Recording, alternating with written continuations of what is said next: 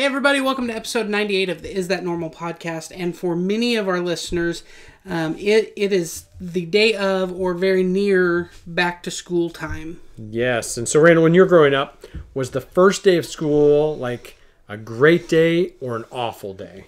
Usually it was a great day. Like you usually got your new school clothes and your new tennis shoes on, and you're like excited to go see your friends and get back into that. And I mean, I liked school, so like for me, it was exciting. I loved it. Yeah, I think we mentioned this before. Yeah, we're both those weirdos who liked school, and so yeah, a mixed bag. Like, of course, you like staying home and some freedom there, but yeah, looking forward to. I lived out in the middle of nowhere, so getting to see my friends and getting back to routine, and yeah, I loved the first day of school. And like you said, maybe the best part is all the cool new gear that you got to like come back and show off. So like, what were your like favorite or go to like first day of school new things? Oh man, well, like I said, you almost always had a new pair of tennis shoes. Mm-hmm. That was pretty awesome. You got to have like the coolest like trapper or whatever, and backpacks. Yes. Were cool, but and in my day, like that was like my all-time greatest was the Ninja Turtle backpack that I had. Yes, that was my sophomore year. Man, no, that's I'm just kidding. Right, he still has it. No. I wish I still had it. I would carry it with pride.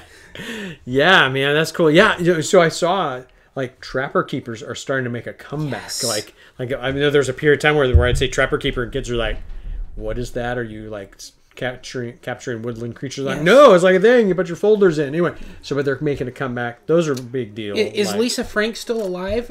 She might have to come out of retirement. Man, that would be cool. Love that stuff. Yeah, new clothes, new shoes, fresh number 2 pencils. There's something special about that. And then crayons. Yes. Like you wanted the biggest crayon box, like the 128 color built-in sharpener. I was gonna say if you had the sharpener, man, you were like high class. Like right. That was like a classing thing. Like you just had the 8 crayons. Like yeah, you knew where you fit in the totem pole. But maybe my favorite back to school thing was my mom always made my lunch. And so I got a new lunchbox every year. Oh, yeah. And most of them were like the metal embossed lunchboxes. And man, I had some cool ones. Like, obviously Transformers, G.I. Joe. I had a Lone Ranger one year that's pretty sweet. I had a Fall Guy. I don't know if you remember this old 80s TV show, which I heard they're making a remake movie with Ryan Gosling in it. Anyway, but I mean, yeah, just like that's amazing. And then you see them now for sale, and they're like $1 billion. Yes, there's a huge collector's market for them. Why don't I have those? Anyway, because all of the people our age who have money and are nostalgic. Yes. Want all their old stuff. Yes, I get it. So today, I know for those who have teenagers who are going back to school and even young adults, like I've got college kids going back to school this week, what they need or what they're excited about changes. But either way, no matter who you are, this is a change in season. And so we just want to take a few moments to maybe make some great suggestions on how to either start or reinforce some really great ideas for the beginning of the school year.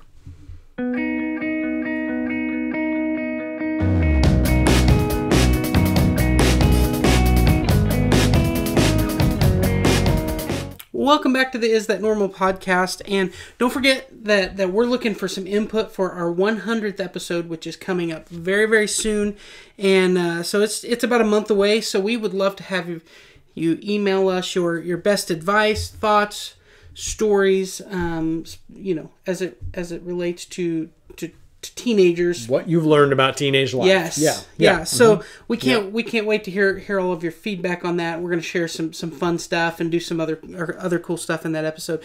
So you can send that to connect@isthatnormal.org.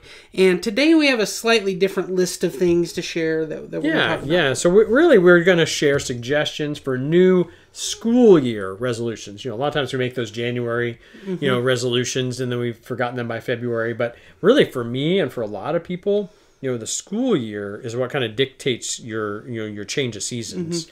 And so this is a great time to make some resolutions for yourself, for your family, help your kids make resolutions to make this a great school year. And so whether it's starting some new habits or reinforcing some things you're already doing, is a good time to just kind of talk about that as a family and ramp some of these things up. Yeah, absolutely. So let's jump in. Yeah, so here's just several things. One is, maybe just enforce for yourself as well as for your young people in your house, get up a little bit earlier. I know for me, we've been doing that for a couple of years now as a family. We made some decisions to, add a half an hour or so to our morning, get up a little earlier, and it has been a fantastic thing. Just have some margin to just not wake up in a panic and throw on clothes and be eating breakfast on the way out the door. Just to give yourself a little bit of breath. We filled that with things like exercise, personal devotion out of the Bible, reading stuff together as a family, just checking in before people head off. And man, it is a fantastic thing to do. So that's just something to consider. Look at whatever time everyone needs to leave the house, dial back getting ready time, and then add a half an hour to that and set some good getting up times for your family. So, and then in that, also it's a great time to either, like I said, start or reinforce a Bible reading time and prayer with your family. And making that a priority, putting that in your schedule. Because I know for us, summer's kind of like everywhere. There's a moment where we sit back down and reorient our schedule. And so make sure that has a definite hardwired spot, whether it's mornings for you guys, evenings for you guys, whatever. Just make sure that you spend some time with your family, even your older kids, to sit down and crack open the Bible, pray together, check in together. So I think that's really important. Encourage intentional relationships. We just talked at our church this week about how important relationships are and how challenging relationships are. And if we're not intentional and we don't encourage our kids to be intentional, you can have difficult, broken, just lots of problems in relationships. Yeah. And so just talk to your kids. That's a great moment to talk about what friends look like, what it looks like to be a good friend, what kind of friends we want to have in our life, what kind of influences we have in our life. Just a good moment for positive, directive conversation, I think. So, man, this is a big one, this next one, Randall. Evaluate your extracurricular commitments. I know we sat down this week, so my kids are in drama and volleyball, and we've got ones looking at going into basketball, and then we've got our stuff, we got our church calendar, trying to put all these calendars together and overlay them, and man, it's a lot. It adds up really fast. And, and again, before you know it, there's no family time. We're in this well, you're going to take this kid to this thing while I take this kid to that. You can wind up where you have no family time, no FaceTime. Everybody's, eating fast food and not getting enough sleep. And I mean, it is just, extracurricular is good. And doing these things are good. But we got to make sure we keep first things first, healthy family priorities, spiritual priorities. Make sure those are the things that are going to last way beyond our school time, and so we got to make sure we give those priorities. And if you don't sit down ahead of time and look at that, it's very easy for those things to just one more thing, and the next thing you have all these conflicts of scheduling that happen, and then two, then you're in a situation where you've committed to things, and something has to give, and so it's easy for that to become things like church or things that are family time and things that are important, and so figuring that out up front and really sitting down and evaluating that before making any decisions. I think a tool that I've seen several people suggest, and this could look like a lot of different things, is kind of have a checklist for yourself mentally of what you need to consider before you say yes to something. Yeah. So I think that's a good point. We too often say yes too quickly and then regret that. Yeah. And so you really need to think through, what do I need to check through? Who do I need to talk to? What calendar do I need to check? What priorities do I need to keep before I would consider saying yes to this? And I know some parents that that they've just established ground rules that their kids know that hey, if you're going to go do extra sports leagues, or you're gonna participate in something,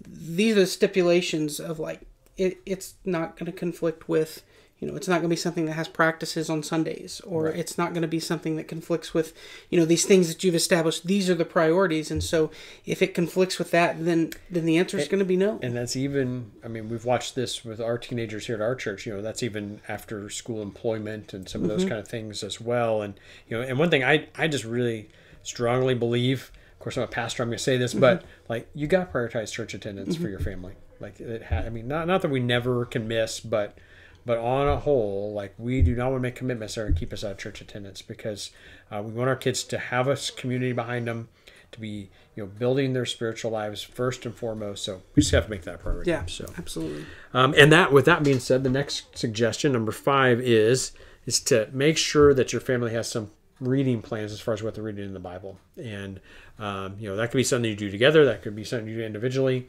but this is a checkpoint time. Like, hey, as we get ready for school, we want to make sure that you're trying to grow in your relationship with God. So what do you read in the Bible? How can I help you?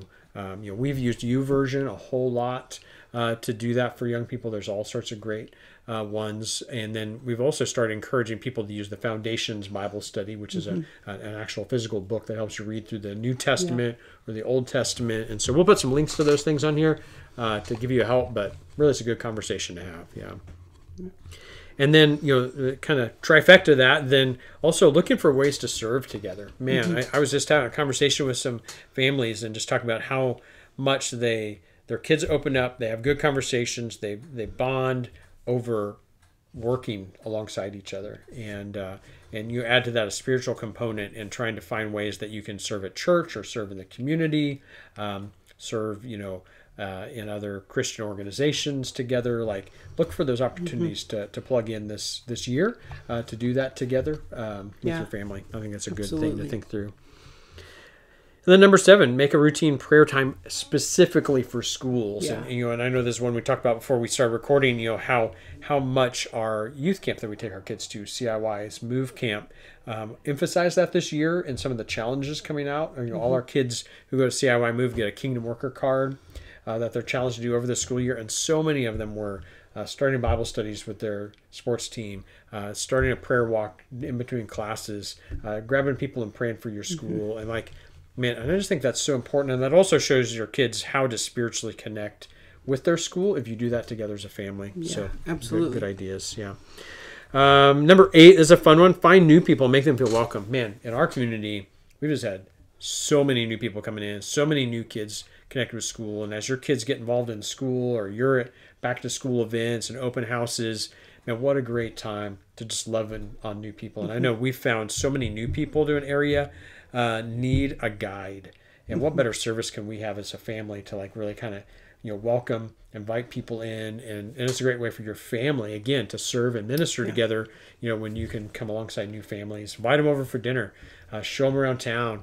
Just get their information, start connecting with them. Yeah. What a great thing to do. And I would add, even kind of tying the last 2 or 3 things that we talked about together, is just maybe to be intentional at home of reminding your kids that really they're getting ready to go back into their mission field. And one of the things that CIY has highlighted, we've talked about that in some of our Wednesday night program as we've prepared kids to go back to school, of hey, you're not the church of the future, you're the church of now. And we've talked about this concept of kingdom work, and that's where your field is, to do kingdom work, to bless other people, to tell them about who Jesus is, and to show them what it means to serve others. And so it kind of ties all of those together.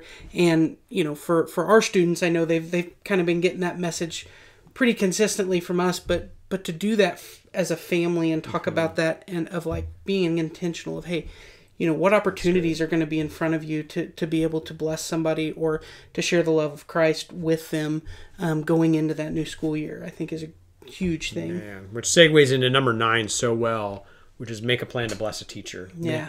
Man, being a teacher is a hard job. Yes.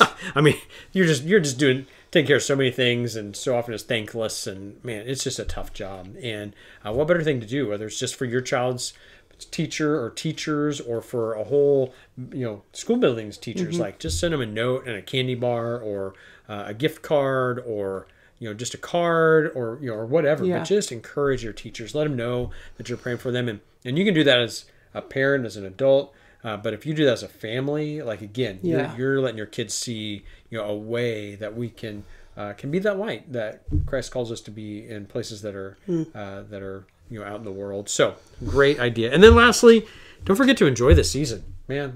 Sometimes we can just feel man, we're back to the gruel and the grind, and but man, enjoy these moments, look for positives, look for ways to be intentional, look for ways to be instructive, and let's lead our kids into a spiritually successful fall, just like we did for a spiritually successful summer. So, yeah. So those are great suggestions. And as we get ready for that school year, what are some challenges maybe that we should be on the lookout for? Yeah. Well, this is a natural shift in focus time, we're changing seasons. Also, there's, the laws of motion, which say that an object at rest tends to stay at rest. And so, sometimes trying to get your family or your kids back on routine. I know, we're starting school this week. We tried to soft start last week, just hey, let's get back on schedule and look at our books. And that went terribly. I mean, it's just like nobody's going to bed on time. Nobody's getting up on time. It was, there were some wins. Don't get me wrong, but still, it's tough. It's tough to do that. So if you try it once and everybody votes you down or doesn't show up, keep trying. Know that this is a process that we're in. So so that's one thing. And then changing consistency they're hard, but they're worth it. So pushing that boulder up that hill, it's worth it to do that. And then lastly, not everyone wants to be the change. And so you might have consistent pushback from some people in your household. Just remember that your job is to be an encourager, a cheerleader, and a prayer warrior. Encouraging them towards the right things, but they get to choose whether they engage in it or not. Cheering them on and what they're doing well, but then mostly let's pray for our families and make that a priority this season. And I would just add on top of that to maybe be mindful of how we're modeling that for them too. Yeah. In not just in how we're encouraging them, but how we're modeling that in our workplace and in our lives as well. Even if that means for some of us starting some new routines and maybe getting into some different habits than what we've typically done, just to model that for them, I think is huge. I think so too, Randall. All right, good stuff. So our 2 takeaways today is the first is to make a plan to implement a couple of those suggestions that we talked about. And the second is to don't forget to send us your thoughts and your just ideas for our 100th episode at connect@isthatnormal.org. Be abnormal.